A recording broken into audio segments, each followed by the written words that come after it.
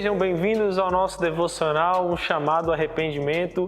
Nós vamos continuar o texto que nós começamos a meditar ontem, sobre João Batista pregando na beira do Rio Jordão, anunciando algo que estava transformando a história, algo que estava transicionando-se na história.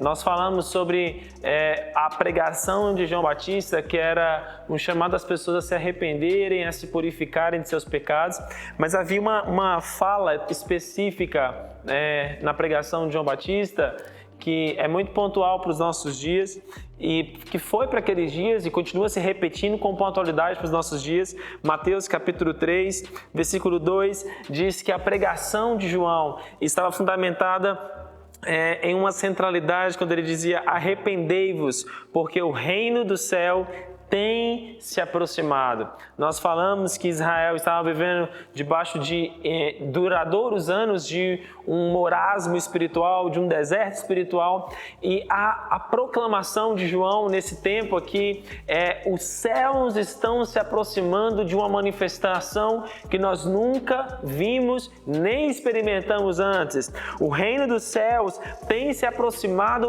em uma velocidade mais rápida do que qualquer outra geração assistiu, viu, contemplou ou sentiu na história. Então se preparem para isso, se arrependam.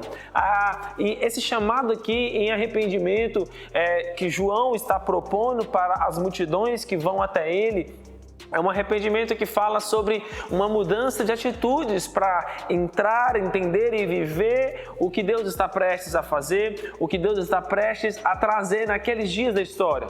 Nós não podemos olhar e acharmos que esse texto bíblico está dizendo a respeito de algo que é somente histórico.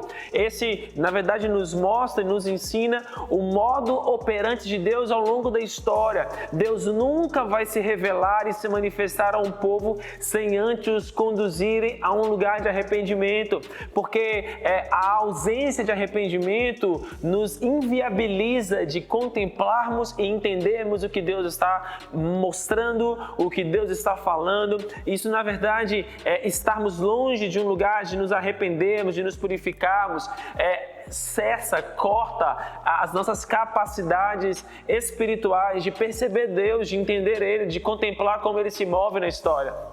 O chamado para um lugar de arrependimento é esse lugar onde nós mudamos nossas concepções, onde mudamos nossas ações, onde mudamos os nossos caminhos, aquilo que nós fazemos, aquilo que nós falamos, o modo como nós pensamos é mudado. E porque o modo como nós pensamos é mudado, nossas atitudes mudam, a nossa vida por completo muda, as nossas ações, o modo como nós agimos, o modo como nós olhamos para a vida ao nosso redor transforma. Porque a proximidade do reino de Deus nos leva a nos prepararmos com expectativas para aquilo.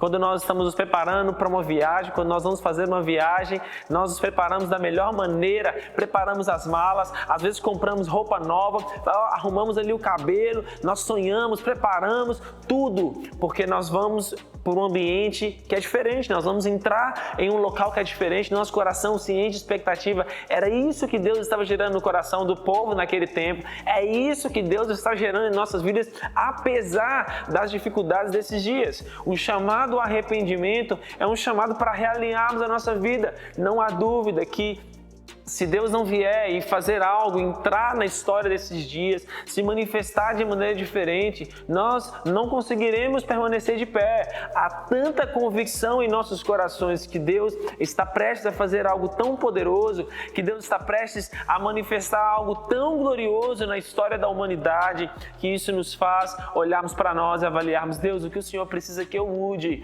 o que o Senhor quer, o que o Senhor deseja que transicione na minha vida para que eu possa agradar o seu coração, para que eu seja um instrumento do Senhor naquilo que o Senhor quer fazer agora. Amanhã nós continuaremos falando sobre isso. O lugar de arrependimento nos leva a um lugar de entendermos o que Deus primeiro quer fazer em nós e depois aquilo que Ele quer fazer através de nós. Deus está preparando o maior avivamento de todos os tempos e você fará parte disso.